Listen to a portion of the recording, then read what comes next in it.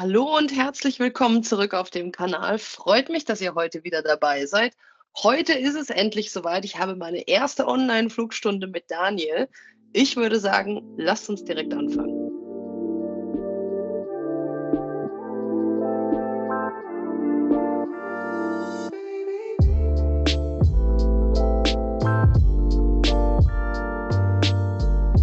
Es ist soweit und ich springe in wenigen Sekunden in den Heli X und werde mit Daniel die versprochene erste Flugstunde haben.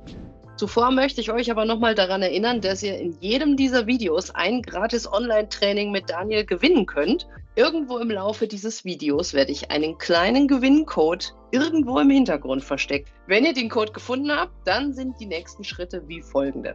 Abonniert meinen Kanal, falls ihr das noch nicht gemacht habt, liked das Video und schreibt einen kleinen Kommentar.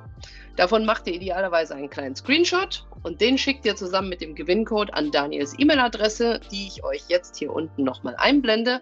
Denkt daran, dass ihr nur 7 Tage ab Veröffentlichung des Videos Zeit habt, dem Daniel diese E-Mail zu schicken, denn er wird dann nämlich alle Einsendungen sammeln und zu Beginn des nächsten Videos per Zufall einen Gewinner bekannt geben. Und im nächsten Video habt ihr dann erneut die Chance auf ein weiteres Online-Gratis-Training. Soweit klar? Dann wünsche ich euch viel Glück beim Gewinnspiel und ich würde sagen, wir springen jetzt direkt ins Training. Ja Leute, es ist soweit. Ich sitze hier mit meiner Fernsteuerung, mit meiner uralten Graupner-Funke. Gott hab sie selig, aber sie funktioniert immer noch und ist perfekt dafür. Und ich sitze jetzt hier mit dem Daniel und ich bin schon sehr, sehr gespannt, was der für mich in petto hat. Letztes Mal hat er mich ja schon selber angeteasert und hat gesagt, ich habe schon ganz viele tolle Ideen, was wir alles machen können. Deswegen, hallo Daniel und hau raus, was hast du heute für mich geplant? Hallo Simone, also im Petto habe ich tatsächlich noch eine alte MX-220 Fernsteuerung, also falls deine mal den Geist aufgibt, ich hätte noch eine rumliegen. Das ist gut zu wissen. Wir haben ja schon mal ein bisschen was gemacht und ich würde sagen, wir machen auf jeden Fall Pyroflip weiter. Und dann würde wir haben eine Bestandsaufnahme gemacht. Genau, eine Bestandsaufnahme. Sag doch mal deinen Pyroflip, deinen halben Pyroflip.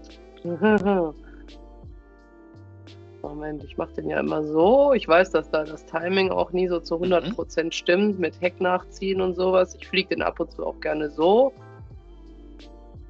Irgendwie, wenn ich dann halt versuche, ja, mal irgendwas, was bodennahes zu machen, dann mache ich halt ganz gerne immer den hier. So und dann so und dann so, ja. Und keine Ahnung, das ganze Zeug. Also ich bin eigentlich immer so eher so am Stoppen. Schaut ja auch cool aus.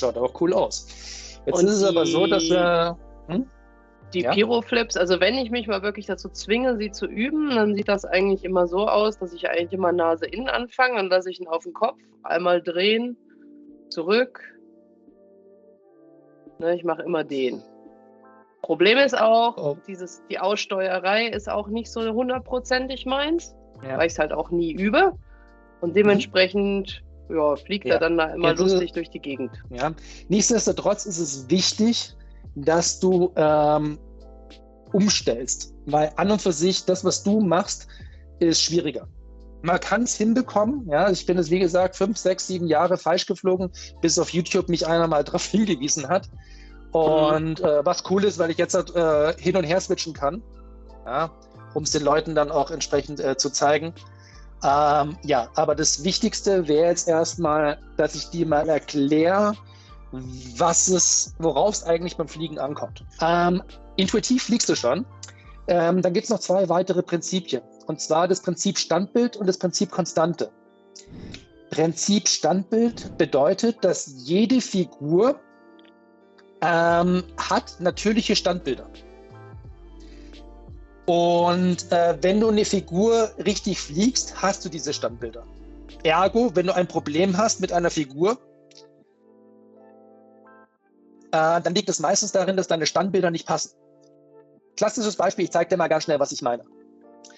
Ich mache mal ein Rainbow. Standbild. Siehst du das, als ob ich ein Foto machen möchte? Zack, Foto. Zack, Foto. Ja? Jetzt hat der Pyroflip, der halbe Pyroflip, hat 6 natürliche Standbilder. Obere Ecke, untere Ecke, schweben. Obere Ecke, untere Ecke, schweben. 1, 2, 3. Und mit diesem Standbildprinzip kann man übrigens wahnsinnig schnell sich Dinge beibringen. Also das ist im Prinzip, damit werden wir ganz viel arbeiten und es wird dir helfen, sehr schnell, sage ich mal, weiterzukommen. Und das nächste Prinzip ist Prinzip Konstante. Jede Figur hat einen Steuerinput, der die Figur definiert. Was definiert den Looping? Was ist die wichtigste Steuerfunktion für ein Looping? Nick und Pitch. Ja, Pitch Also ist übrigens nie Nick. richtig. Pitch brauchst du immer, ist es Nick, weil mit Nick machst du den Looping enger und weiter. Richtig. Was ist, jetzt wird es ein bisschen tricky, jetzt bin ich gespannt. Was ist die wichtigste Steuerfunktion für den Rainbow? Womit regulierst du die Höhe beim Rainbow? Ich hätte jetzt intuitiv gesagt Nick, aber ich bin mir nicht sicher. Es ist richtig. Die häufigste Antwort ist übrigens Pitch. Ja? Aber natürlich kannst du mit Pitch die Höhe halten, aber nur, wenn der Winkel passt. Weil versuch mal mit diesem Winkel hier die Höhe zu halten. Wünsche ich schon mal viel Spaß. Ja? Und jetzt achte mal darauf, auf Nick, da wo ich gerade wackel, was passiert, wenn ich einen Rainbow fliege. Zack. Verändere ich Nick oder halte ich es konstant? Nö, du hältst das ja. Genau. Ich halte es konstant, bis ich aufhöre. Ich halte es konstant, bis ich aufhöre. Prinzip Konstante, Standbild. Prinzip Konstante, Standbild. Weil ich sage gleich vorweg, die meisten Leute haben deshalb ein Problem beim Pyroflip, weil sie das Heck nicht konstant halten können beim Pitchwechsel. Weil der Klassiker, auch weil die meisten Leute sich das über YouTube so beibringen, ist,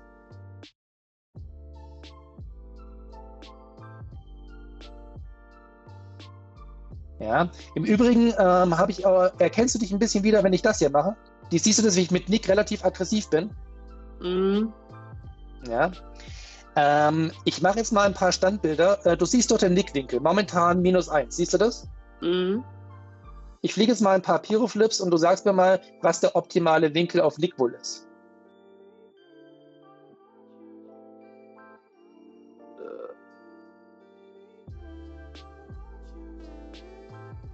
Welche Zahl ist am häufigsten ungefähr gewesen? 30 Grad ist das, was du auf Nick brauchst. Ja, und diese Schräge ist übrigens auch das, was du beim Pyroflip brauchst. Beim ganzen Pyroflip. Das heißt, der halbe Pyroflip braucht immer 30 Grad und du hast meistens um die 50, 60 Grad. Du gehst immer sehr aggressiv und hast hier ungefähr 40, 50 Grad. Zack, aggressiv. Zack, aggressiv. Und wenn du es nämlich richtig fliegst, mit wenig Winkel, siehst du das, wie wahnsinnig langsam ich das machen kann, ohne dass er runterfallen möchte. Mhm. Dann kannst du das noch schöner fliegen. Dann hätte ich vorgeschlagen, dass ich dir mal ein paar Übungen für Kurven zeige.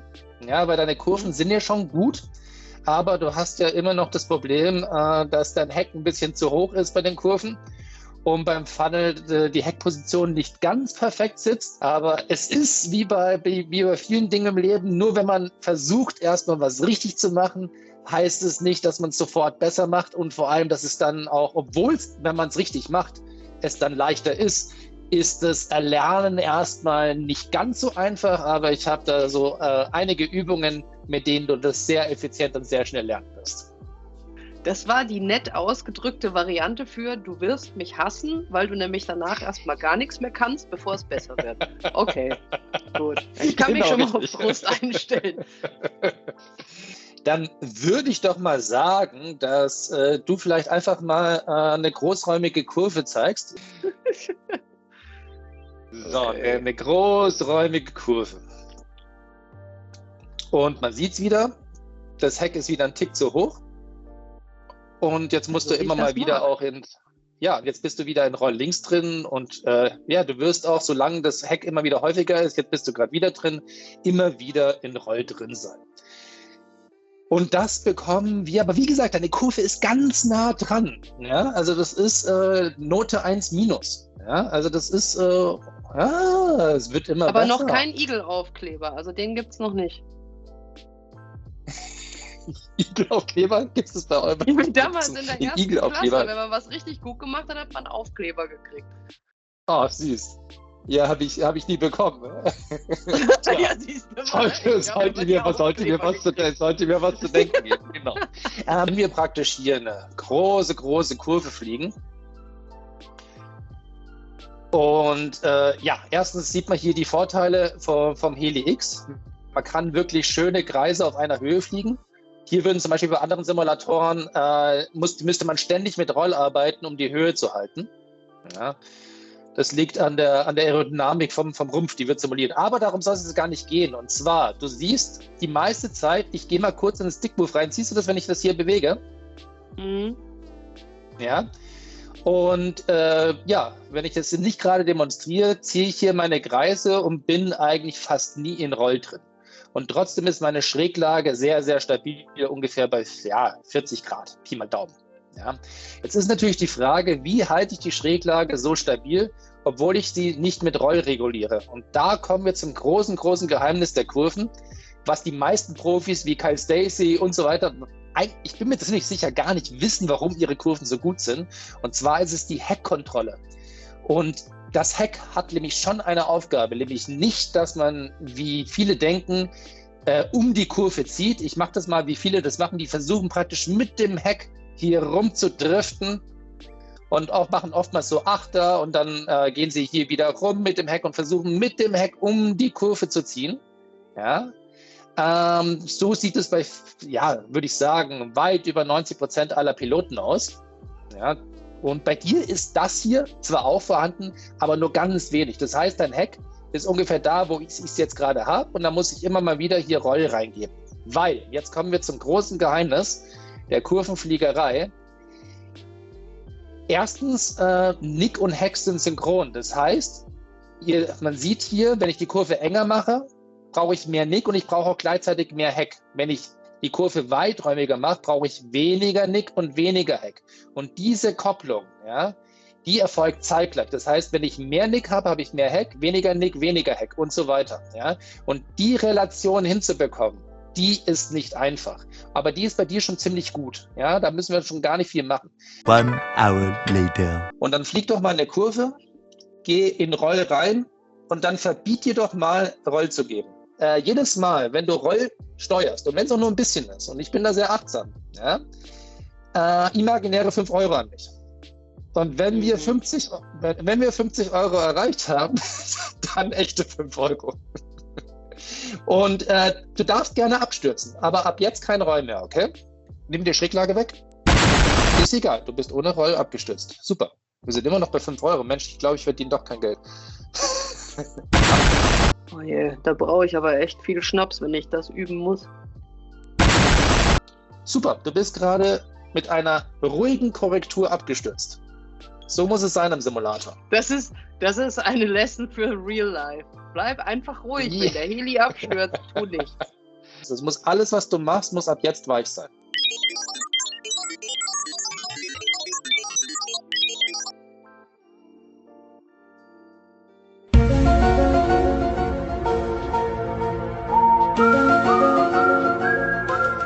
Denk an die 5-Euro-Strafe. Nur noch weiche Bewegungen.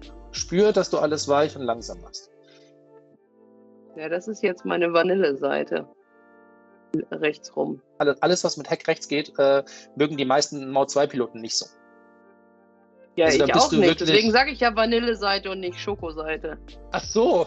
Okay, ich dachte mir, vielleicht magst du Vanille. Das ist Vanille-Seite. Ist das wirklich so? Sagt man das so? Vanille-Seite? Nee, oder ist das eine Kreation so von dir? Man sagt ja immer nur Schokoladenseite und dann habe ich mich immer gefragt, was ist das Gegenteil davon?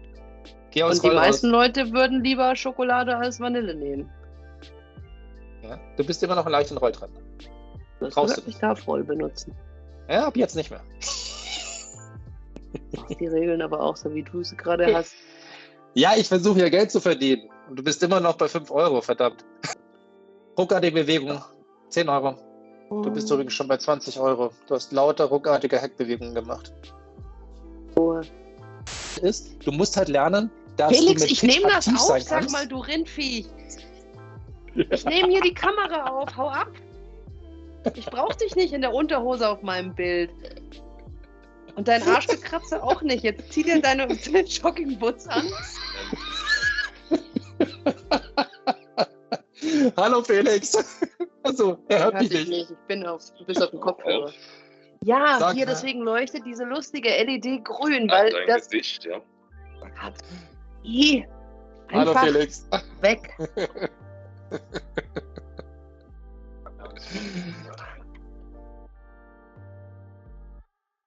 Deine 500 Jogginghosen liegen da auf deinem Stuhl.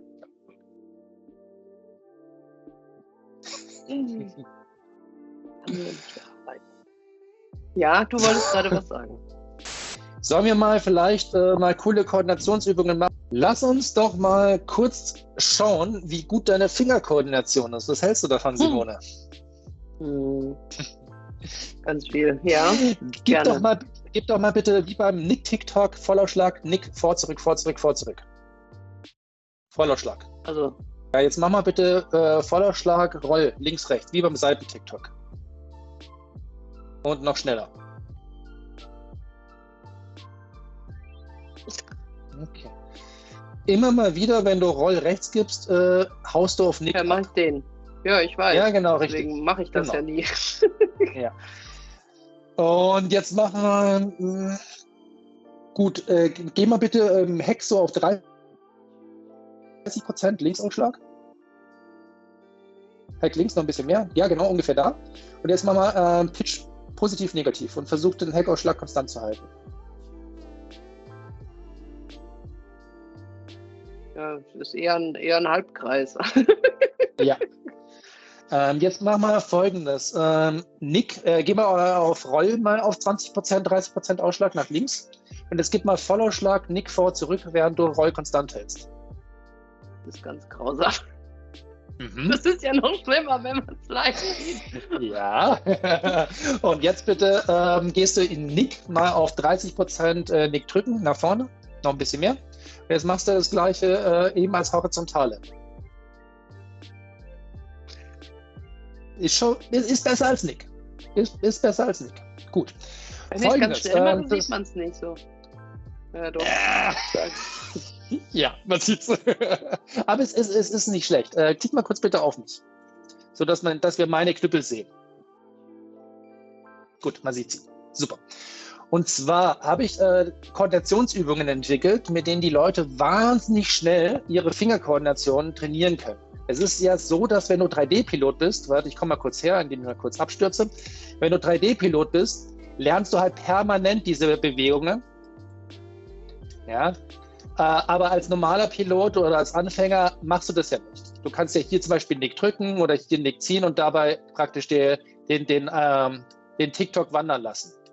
Ja? Mhm. Das heißt, als 3D-Pilot, je fortgeschrittener Figuren du fliegst, desto mehr trainierst du praktisch deine Fingerkoordination.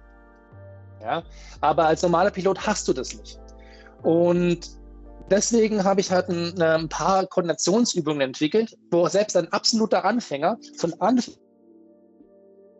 an seine Fingerkoordination in kürzester Zeit merklich verbessern kann. Ist das einmal das, was ich dir schon gezeigt habe. Das eine ist die Vertikale. Das heißt, du gehst praktisch hier hin und machst die Vertikale. Zum Beispiel auch auf den Ausschlag oder hier. Ja, rechts bin ich deutlich schlechter. Siehst du, das ist ein bisschen eiriger als links. Mhm. Ja? Also ich habe rechts ein bisschen mehr meine Defizite. Das heißt, auch bei mir würden diese Koordinationsübungen durchaus was bringen. Tun sie auch. Gut, dann gibt es das Gleiche noch als Horizontale. Das heißt, du gehst hier ungefähr auf irgendeinen Ausschlag und machst eine Horizontale. Das Gleiche kannst du natürlich auch links machen, was ein bisschen schwieriger ist, weil du da Pitch hast. Ja, das ist hier die Horizontale. Auch hier die Horizontale. Und ganz wichtig ist die Vertikale für den Pyroflip zum Beispiel. Weil du musst praktisch hier, du siehst auch, ich schlinge etwas, aber ich habe weniger ein Ei, sondern das ist halt mehr so, während ich hochgehe, so ein leichtes Hin- und Herschlingern. Es muss nicht perfekt sein, also das hier reicht vollkommen aus, aber du siehst, ich kann praktisch Pitch verändern und währenddessen Heck konstant halten. Ja? Mhm. Und das, also zusammengefasst, Vertikale kannst du sowohl links als auch rechts machen, als auch eben die Horizontale. Kannst du auch oben und unten machen, links und rechts. Ja. Dann als nächstes habe ich die 12-Punkt-Übung. Die 12-Punkt-Übung wird deshalb genannt, weil es 12 Punkte gibt. Siehst du das, wie ich leicht Roll links habe beim Drücken? Mhm. Ja. Oder Roll rechts oder neutral. Links, links, rechts, rechts, neutral. Du musst dir Folgendes vorstellen. Du gehst auf der Linie bis ungefähr 70% gerade und biegst dann flach exponentiell ab. Das heißt, wenn du zurückgehst, musst du ab da wieder auf der Linie drauf sein. Du musst dir das praktisch gerade vorstellen mit einem leichten Bogen am Ende. Also Ziel ist es nicht, das hier zu machen, ja, in einer Schräge praktisch hochzugehen, sondern gerade leichter Bogen, leicht abbiegen. Ungefähr ab hier. Und warum nenne ich das die 12-Punkt-Übung? Ganz einfach. 1 Punkt, 2 Punkt, 3 Punkte. Das Ganze gibt es natürlich hier bei Roll auch, ja, bei Nick ziehen und bei Roll links. 3 mal 4 ergibt 12, deswegen nenne ich das die 12-Punkt-Übung. Zum Beispiel hier auch, das wäre auch was für dich, dass du praktisch hier, gerade weil du bei den Seiten-TikToks, bist du immer mal wieder, wenn du das schnell gemacht hast, bist du auch immer mal wieder hier so rein, in Nick, ja, und deswegen die 12-Punkt-Übungen auch hier auf Roll machen. Ja, solltest du auch auf alle machen, aber ich zeige es jetzt mal trotzdem für die Zuschauer eben auch. Also auch in Roll, leicht ziehen, und wenn ich hier zurückgehe, siehst du das, ich bin auf der Linie. Ich mache noch mal und gehe zurück. Siehst du das? Ich bin sofort auf der Linie drauf. Das heißt, keine Schräge. Und sobald du die 12-Punkt-Übung gut kannst, machst du die Diagonale. Ja? Das heißt, ich bleibe zum Beispiel hier stoppen und jetzt ziehe ich durch die Mitte in einer Diagonalen rüber. Ziel ist es, dass du möglichst nah an der Linie dran bist. Zum Beispiel auch hier. Also nicht irgendwie das hier machen, ja, sondern möglichst nah an der Linie dran. Durch die Mitte durchziehen. Oder auch hier. Also zusammengefasst, Diagonale, 12-Punkt-Übung, horizontale und vertikale. Das sind die Übungen. A few moments later.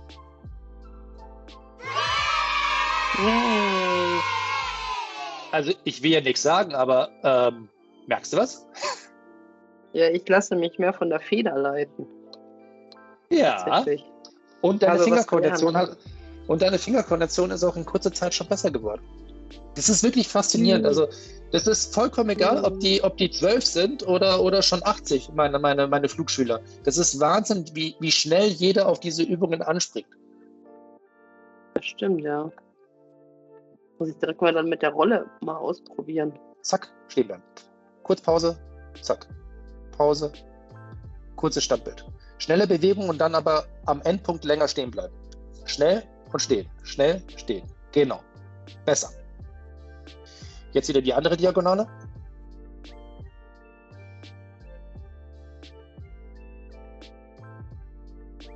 Und jetzt machst du noch einmal die Vertikale, bitte. Es ist noch nicht perfekt, ja, aber es ist schon besser. Merkst du es? Ja, ein bisschen tatsächlich. Ja, das ist eine schöne Übung. Das kann man ja mal als kleines Aufwärmtraining vorm Simulatortraining machen. Ja, das empfehle ich auch tatsächlich. Das mache ich eigentlich mit allen meinen Online-Flugschülern, dass ich praktisch diese Fingerkoordination gebe. Also die 12-Punkt-Übung, die Diagonale, Vertikale, Horizontale. Dass ich ja, die müssen das einfach, müssen nicht, aber wenn du das praktisch alle paar Tage mal für 5 Minuten machst, du hast ja gesehen, wie lange haben wir das gemacht? Nicht lang. Und es hat sofort was gebracht. Ja, das reicht, wenn du das 3-mal die Woche machst, für 5 Minuten. Ja, und das klingt wie auf Instagram. Dieses Wand-Pilates-Video, was ich nur 3-mal die Woche machen muss. Und schon habe ich ein Sixpack gekriegt. Ja, gut. Sixpack. Sixpack. Mit dem Unterschied, dass es hier auch wirklich. Ja, aber wir haben ja den Beweis geliefert. Man hat ja wirklich sofort gesehen, dass manche Dinge nicht sofort natürlich perfekt waren, aber man sofort eine Verbesserung gesehen hat. Du hast doch auf der Graupner Fernsteuerung, hast du doch wie bei allen Fernsteuerungen doch sicherlich Striche. Bist du gerade zufällig ungefähr beim ersten Strich? Ja, ungefähr, ja. Jetzt geh mal bitte auf 4 Grad negativ. Das hier nenne ich den unteren Punkt. Und damit darfst du raten, was ich den oberen Punkt nenne. 4 Grad positiv. Richtig. Vielleicht noch mal ganz kurz zeigen, so als Abschluss, als Goodie für die Community. Zeig doch mal bitte kurz Flips. Und wir haben es ja schon letztes Mal festgestellt, dass man bei dir den Pitch nicht wirklich ablesen kann. Ja. Und jetzt vielleicht zum Vergleich mal kurz auf mich klicken. Man kann 4,6 Grad lesen, 4,0, 3,4, 3,4, 3,5, 4,0, 4,0, 4,4 und so weiter. Das heißt, wenn man es richtig fliegt, auch wenn man schnell fliegt, kann man den Pitch immer schön ablesen. 4,1, 4,3, 4,0 und so weiter. Ja? Und mit anderen Worten, wir brauchen dann auch eine leichte Verbesserung bei deinem Pitch-Management.